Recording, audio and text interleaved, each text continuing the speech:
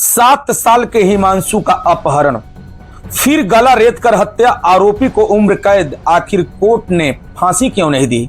पूरे फैसले की सबसे बड़ी पड़ताल। नमस्कार दर्शकों, आप देख रहे हैं दैनिक कड़क बिहार टाइम्स और मैं हूं आपके साथी आपका दोस्त डीके पांडे। और आज हम आपको रोहतास जिले के मामले की पूरी कहानी बताएंगे जिसने हर माँ बाप की आंखों में डर पैदा कर दिया। यह कहानी सिर्फ एक हत्या की नहीं है, यह कहानी है एक 7 साल के मासूम के टूटे हुए सपनों की, एक ऐसे परिवार की है जो आज अपने बेटे की आवाज सुनने के लिए तरस रहा है। 26 जनवरी पूरा देश गणतंत्र दिवस मना रहा था, स्कूल में तिरंगा लहरा रहा था, बच्चों में मिठाई खा रहे थे, लेकिन उसी दिन रोहतास जिले के करगहर थाना क्षेत्र के बभनी गांव में एक ऐसा अपराध हुआ जिसने पूरे इंसानियत को शर्मसार कर दिया। सिर्फ 7 साल का हिमांशु स्कूल से तिरंगा फहरा कर घर लौटा, कुछ देर बाद खेलने निकला और फिर कभी वापस नहीं आया। परिवार ने गांव का छान मारा, रिश्तेदारों को फोन किया, हर दरवाजा खटखटाया, लेकिन हिमांशु का कोई पता नहीं चला। और फिर 3 दिन बाद जो सच सामने आया उसे देखकर लोगों की रूह कांप गई। कोर्ट के रिकॉर्ड के अनुसार मासूम हिमांशु का अपहरण फिरौती की नीयत से किया गया था। बाद में उसकी बेरहमी से गला रेत कर हत्या कर दी गई। इतना ही नहीं, उसके शव को आरोपी के घर भूसा रखने वाले कमरे में पुआल के नीचे कंबल में लपेटकर छिपा दिया गया। जब शव बरामद हुआ तब वह सड़ चुका था। पूरे गांव में मातम छा गया। एक मां का कलेजा कट गया, एक पिता की दुनिया उजड़ गई। अदालत के रिकॉर्ड के अनुसार जांच के दौरान पुलिस आरोपी के घर के कई महत्वपूर्ण साक्ष्य बरामद किए। इनमें हत्या के प्रयुक्त चाकू, खून से सने कपड़े और अन्य वैज्ञानिक साक्ष्य शामिल थे। खून के सने कपड़ों को डीएनए परीक्षण में भी महत्वपूर्ण मिलान सामने आया। इन्हीं साक्ष्यों को अदालत ने अपने निर्णय में महत्व दिया। कोर्ट में जो हुआ दर्शकों मैं बता दूं, मामला जिला एवं सत्र रोहतास पहुंचा। दोनों पक्षों की दलीलें सुनी गई। सरकारी पक्ष ने इसे बेहद जघन्य अपराध बताते हुए कठोरता सजा की मांग की। बचाव पक्ष के आरोपी की उम्र कम और प्रथम अपराध होने की दलील दी। इसके बाद अदालत ने सभी गवाहों को वैज्ञानिक साक्ष्यों को बरामदगी की और रिकॉर्ड का विस्तार से परीक्षण किया और वह सवाल पूरे इलाके में चर्चा का विषय का विवरण बना। जब इतना जघन्य अपराध था तो आखिर अदालत ने फांसी क्यों नहीं दी? कोर्ट ने अपने आदेश में कहा कि अपहरण निसंदेह अत्यंत क्रूर है, लेकिन भारतीय कानून के अनुसार हर हत्या के मामले में फांसी नहीं दी जा सकती। अदालत ने माना कि दोषी का उम्र लगभग 20 वर्ष थी और यह उसका पहला अपराध था। कोर्ट के अनुसार यह मामला रजिस्टर ऑफ रेयर में श्रेणी में नहीं आता। इसी आधार पर अदालत ने मृत्यु दंड के बजाय उम्र कैद की सजा सुनाई। यह सामने कौन कौन से सबूत आए, आखिर आरोपी तक पुलिस कैसे पहुंची? 3 दिन तक पूरा गांव में हिमांशु को तलाशता रहा। हर गुजरते घंटे के साथ परिवार की चिंता बढ़ती जा रही थी, लेकिन किसी को अंदाजा नहीं था कि जिस बच्चे की तलाश की जा रही है वह गांव के ही घर में है, पुआल के नीचे मृत अवस्था में छिपाया गया है। कोर्ट के रिकॉर्ड के अनुसार जांच के दौरान पुलिस ने आरोपी के घर की तलाशी ली। तलाशी के दौरान भूसा रखने वाले कमरे में कंबल में लिपटा हुआ मासूम हिमांशु का शव बरामद हुआ। यह बरामदगी इस पूरे मामले में सबसे महत्वपूर्ण मोड़ बन गई। शव मिलने के बाद पूरे इलाके में सनसनी फैल गई। जिस बच्चे की तलाश पूरे गांव में हो रही थी वह आरोपी के घर के अंदर मिला। इसके बाद पुलिस ने घटना स्थल का वैज्ञानिक तरीके से निरीक्षण किया। फॉरेंसिक टीम को बुलाया गया, शव का पंचनामा तैयार किया गया, पोस्टमार्टम कराया गया। इसके बाद जांच आगे बढ़ा। कोर्ट के निर्णय के अनुसार जांच के दौरान पुलिस ने आरोपी के घर हत्या में इस्तेमाल होने वाली चाकू बरामद किया। इसके अलावा आरोपी के घर में शौचालय की पिछली दीवार के पास खून से सने कपड़े भी बरामद किए गए। इन कपड़ों की फोरेंसिक जांच कराई गई। डीएनए परीक्षण में महत्वपूर्ण मिलान सामने आया। अभियोजन पक्ष ने अदालत में यही दलील की बरामदगी और वैज्ञानिक साक्ष्य एक दूसरे की पुष्टि करते हैं। कोर्ट ने अपने निर्णय के इन वैज्ञानिक साक्ष्यों पर विस्तार से विचार किया। कोर्ट ने माना अदालत में उपलब्ध साक्ष्यों, बरामदगी और फोरेंसिक रिपोर्ट, डीएनए रिपोर्ट और इन गवाहों और बयानों का प्रशिक्षण किया गया।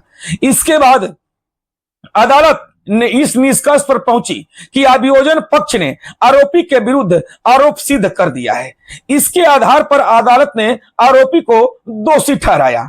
इस मामले में समझना जरूरी है कि अदालत का फैसला उपलब्ध साक्ष्यों का मूल्यांकन पर आधारित होता है। यदि किसी पक्ष को जांच की कमी या लापरवाही का आरोप है तो उसका निर्णय भी कानून और सक्षम प्राधिकारी के माध्यम से ही होता है। समाचार का दायित्व कि अदालत के रिकॉर्ड और उपलब्ध दस्तावेजों के आधार पर साक्ष्य और तथ्य प्रस्तुत करें। लेकिन इससे सबसे बड़ा सवाल अभी भी बाकी है कि जब सरकारी वकील ने फांसी की मांग की तो अदालत ने आखिर उम्र कैद क्यों सुनाई, और इसकी वजह जघन्य अपराध को अदालत ने रियरेस्ट ऑफ रेयर नहीं माना। मामले का सबसे बड़ा सवाल, जब 7 साल के मासूम का अपहरण हुआ, फिरौती की नीयत सामने आई, उसके बाद गला रेत कर हत्या की गई और 100 को छिपा दिया गया, तो आखिर अदालत ने फांसी की सजा क्यों नहीं सुनाई? यह सवाल सिर्फ पीड़ित परिवार का नहीं बल्कि पूरे समाज का था। रोहतास के जिला एवं सत्र न्यायालय अपने निर्णय में कहा कि अपराध निसंदेह अत्यंत जघन्य, अमानवीय और समाज को झकझोर देना है।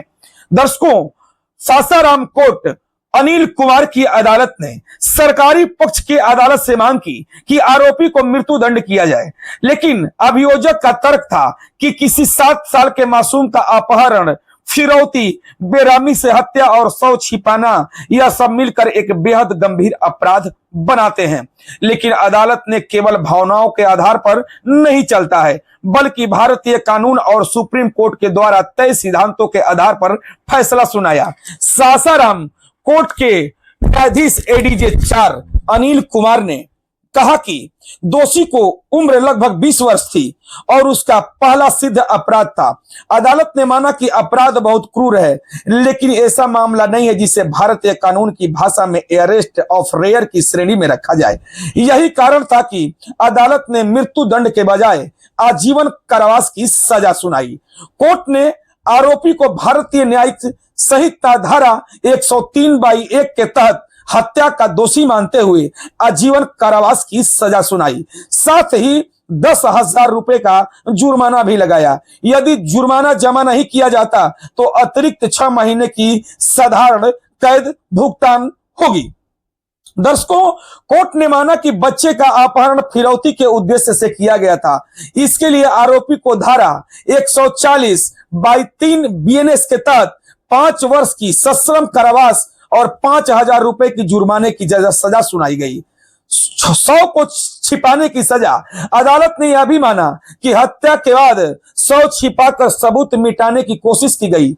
इसी धारा 238 बीएनएस के तहत 5 वर्ष की सश्रम कारावास और 5,000 रुपए की जुर्माने की सजा भी सुनाई गई। लेकिन यह एक महत्वपूर्ण आदेश, अदालत ने यानी आरोपी को अलग अलग जोड़कर सजा नहीं भुगतनी होगी। इसके अलावा जांच और मुकदमे के दौरान जितना समय आरोपी पहले से जेल में रहा उसे भी सजा की अवधि में समायोजित करने का आदेश दिया गया। मैं दर्शकों में बता दूं कि अदालत ने अपने फैसले में कहा कि इस पूरे मामले में सबसे बड़े पीड़ित मासूम हिमांशु के माता पिता हैं। इसलिए विधिक सेवा प्राधिकरण यानी डीएलएसए सासाराम को आदेश दिया गया कि पीड़ित परिवार को विक्टिम कॉम्पेंसेशन स्कीम के तहत उचित मुआवजा देने की प्रक्रिया शुरू की जाए। एक 7 साल का मासूम जो गणतंत्र दिवस पर तिरंगा फहरा कर लौटा था वह कभी अपने घर वापस नहीं आया।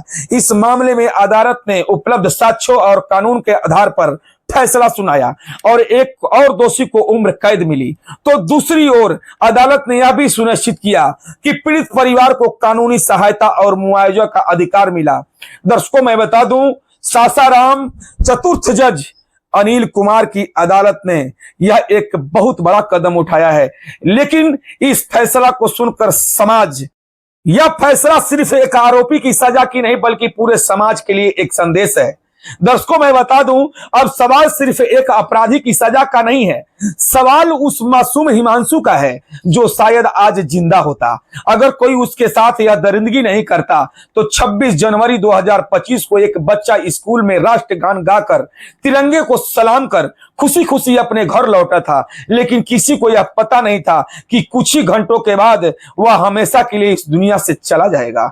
आज जो भी हिमांशु के माता पिता उस दिन को याद करते होंगे तो शायद उनकी आंखों में आंसू नहीं रुकते होंगे, क्योंकि कोई भी अदालत, कोई भी फैसला मां बाप को उनका बच्चा वापस नहीं लौटा सकता। दर्शकों, रोहतास जिला एवं सत्र न्यायालय अनिल कुमार ने इस मामले में उपलब्ध साक्ष्यों और गवाहों पर और वैज्ञानिक प्रमाणों का मूल्यांकन करते हुए दोषी सिद्ध दर्ज की। यह फैसला इस बात का संदेश देता है कि गंभीर अपराधों में यदि मजबूत साक्ष्य हो तो कानून अपना काम करता है। अदालत ने यह भी स्पष्ट किया कि सजा कानून के सिद्धांत के अनुरूप तय की जाती है। यही कारण है कि अदालत ने भावनाओं के बजाय कानून और उपलब्ध रिकॉर्ड के आधार पर निर्णय लिया। दर्शकों, यह मामला हर माता पिता के लिए एक चेतावनी भी है। बच्चों को अकेले बाहर भेजने से पहले सावधानी बरतें, उन्हें अजनबियों से दूरी बनाए रखने की सीख दें। यदि कोई बच्चा अचानक लापता हो जाए तो तुरंत पुलिस को सूचना दें और शुरुआती घंटे को ही बिल्कुल हल्के में न लें। दर्शकों, अदालत के केवल आरोपी को सजा नहीं सुनाई बल्कि पीड़ित परिवार के अधिकारों का भी ध्यान रखा।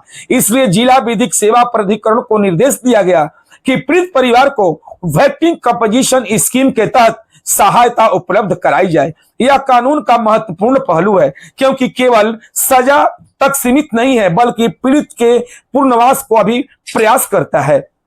दर्शकों, दैनिक कड़क बिहार टाइम्स का उद्देश्य किसी व्यक्ति और संस्था के बारे में न्यायालय से परे जाकर निष्कर्ष देना नहीं है।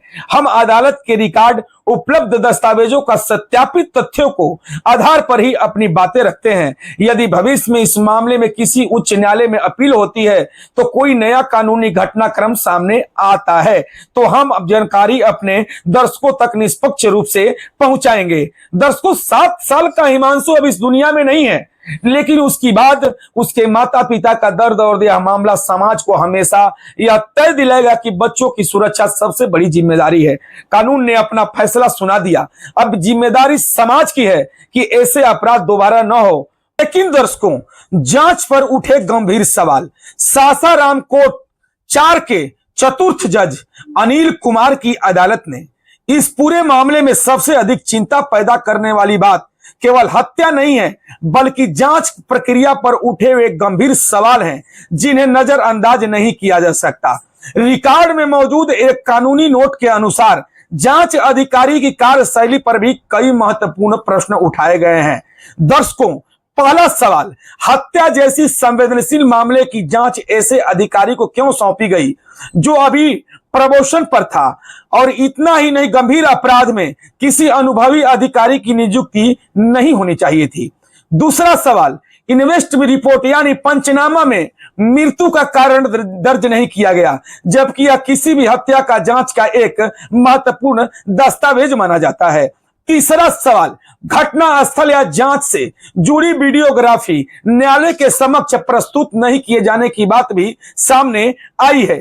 यदि वीडियोग्राफी हुई थी तो वह रिकॉर्ड का हिस्सा क्यों नहीं बनी, और यदि नहीं हुई तो क्यों नहीं हुई? चौथा सवाल, एक महत्वपूर्ण गवाह का बयान दर्ज नहीं किया गया जबकि वह जांच के लिए महत्वपूर्ण माना जा रहा था। और पांचवा और सबसे महत्वपूर्ण तथ्य दर्शकों मैं बता दूं, फॉरेंसिक साइंस लैब यानी एफएसएल को भेजे गए साक्ष्यों पर खून मिलने की पुष्टि हुई, अर्थात वैज्ञानिक साक्ष्य मौजूद थे, फिर भी जांच प्रक्रिया को लेकर इतने गंभीर प्रश्न क्यों उठे?